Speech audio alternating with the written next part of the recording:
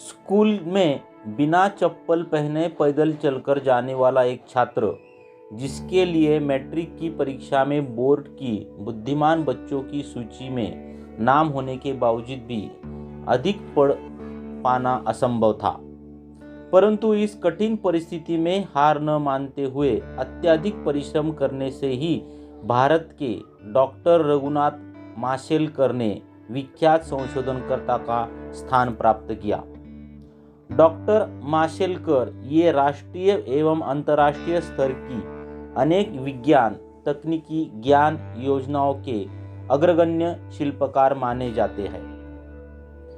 1 जनवरी 1943 के दिन जन्मे डॉक्टर माशेलकर मूलतः गोवा के माशेल नामक गांव के निवासी है।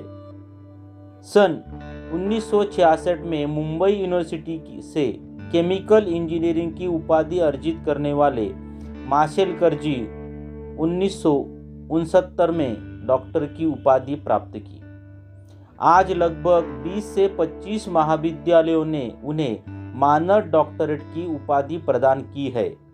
इनमें Banaras, Pune, Delhi, Chennai, Kanpur, England, Africa, America के महाविद्यालयों का समावेश है। वे आज के दौर के सुपरिचित जनमित्र वैज्ञानिक है। डॉक्टर माशेलकर केवल वैज्ञानिक ही नहीं है, बल्कि वे एक उत्तम संगठनकर्ता और प्रशासक भी है। अपने साथ के तथा उच्च एवं कनिष्ठ पद पर काम करने वाले सभी लोगों को साथ लेकर चलना, यह भी गुण डॉक्टर माशेलकर में है। अमेरिका जैसे बलशाली माने जाने वाले राष्ट्रों के साथ हल्दी, नीम, बासमती चावल जैसी वस्तुओं के पेटेंट से संबंधित लड़ाई जीतकर भारत का नाम दुनिया भर में प्रसिद्ध करने का श्रेय भी इसी संशोधक को जाता है। देश के 38 संशोधन एवं विकास प्रयोगशालाओं का कामकाज संभालने वाली council of scientific and industrial research संस्था के वे जनरल डायरेक्टर है। पुणे के राष्ट्रीय रसायन प्रयोगशाला के वे संचालक थे। डॉक्टर माशेलकर एक अंतर्राष्ट्रीय स्तर के रसायन अभियांत्रिकी विशेषज्ञ है। पॉलीमर यह उनके संशोधन का विशेष विषय है। विकसनशील देशों के लिए उन्होंने पारंपरिक ज्ञान का संरक्षण एवं संवर्धन किया है। इन कोशिशों का रूपांतर ही TKDL यानी ट्रेडिशनल नॉलेज डिजिटल लाइब्रेरी में हुआ है। पॉलिमर विज्ञान एवं पेट्रोकेमिकल इन विषयों में उन्होंने 230 से अधिक निबंध अंतर्राष्ट्रीय स्तर पर प्रस्तुत किए हैं। इन विषयों से संबंधित 20 पुस्तकें लिखकर प्रकाशित की है।